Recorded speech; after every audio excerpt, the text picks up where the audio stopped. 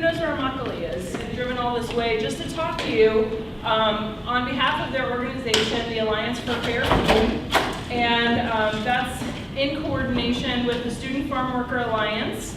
The Coalition of Immokalee Workers is a farm worker-led organization based in Immokalee, Florida, that started off about over 20 years ago in its efforts to change the conditions that workers were facing in the fields, to end the series of abuses that workers were experiencing in their workplace, and also to raise wages that had been stagnant for a long time.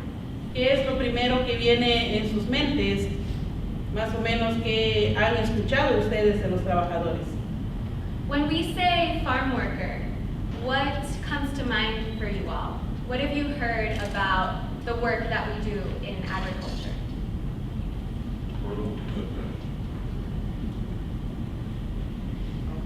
Anything else? Long hours. Nosotros teníamos que cargarlo de esta manera y luego tener que correr 100 millas. Fields. This is the bucket that we crouch down and fill with tomatoes. And back before the Fair Food Program, we were required to cup the buckets, which meant that the bucket would be overflowing with tomatoes and it would weigh anywhere between 34 and 35 pounds.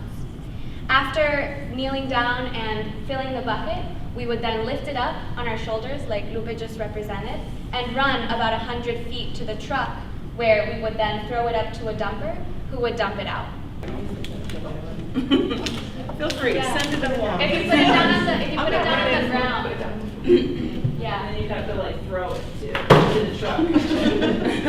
Yeah, I thought it was going to be a little bit heavy. Then there's the weather and the strength of the particular worker, their tiredness, their physical condition. So all of that are factors that factor into how many buckets one can actually pick. So it's in response to these low wages and in response to these abusive conditions that we as farm workers got together and began to organize.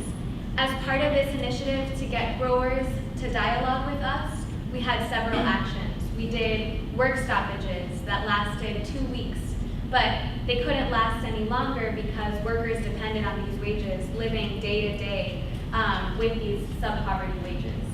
But apart from that, workers really wanted a dialogue with growers, so they also engaged in a 30-day hunger strike on the part of 6 workers. We knew that we had to continue our struggle as farm workers for better working conditions, more just working conditions. And we knew that with our power, we could get these corporations to commit to something real that would change our conditions.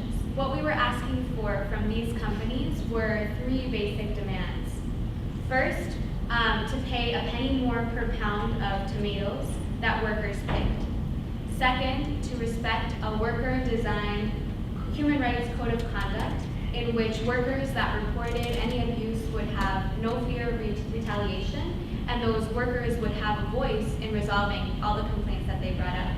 This would also be a code of conduct that had 0 tolerance for forced labor and 0 tolerance for sexual harassment.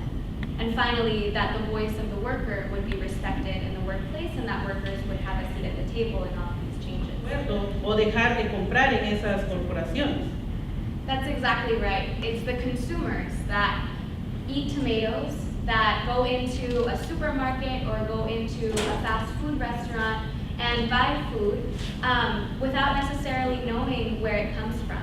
So workers, as part of the program, receive a penny more per pound of tomatoes that they pick and are sold to those 14 participating corporations. That penny per pound is paid by the corporations to the growers, who then distribute it to the farm workers as an additional line item on their check that says Fair Food Program Premium Bonus. And so workers are receiving on a given week between $20, $50, sometimes up to even $100 in Fair Food Program bonus. To keep this program together and to monitor it, there is a third party called the Fair Food Standards Council. The Fair Food Standards Council is a third party monitoring and auditing body that is charged with implementing the human rights code of conduct that we've designed on participating farms. So they go in every year and do an audit of at least 50% of the workforce. They interview workers. They take in complaints on a 24/7-hour hotline. They are tasked with providing trainings for crew leaders, for supervisors, so that they know how to implement these rights in the fields. They also have open access to the books of these corporations and these growers. So they know exactly how many tomatoes, for example, Taco Bell is purchasing and from whom, so that they can then track that every worker is receiving the penny per pound premium that they deserve under the Fair Food Program. Last year, we launched a boycott, a national boycott of Wendy's after having 3 years of campaign with them, trying to get them to join the Fair Food Program. Because of their responses being egregious as they were, we are now launching a boycott. This year, a year later, we are going on tour again. We're visiting 12 different cities over the course of 2 weeks with a bus of farm workers leaving from Immokalee, spreading the word about the boycott and building a human rights movement. It's called the Return to Human Rights Tour.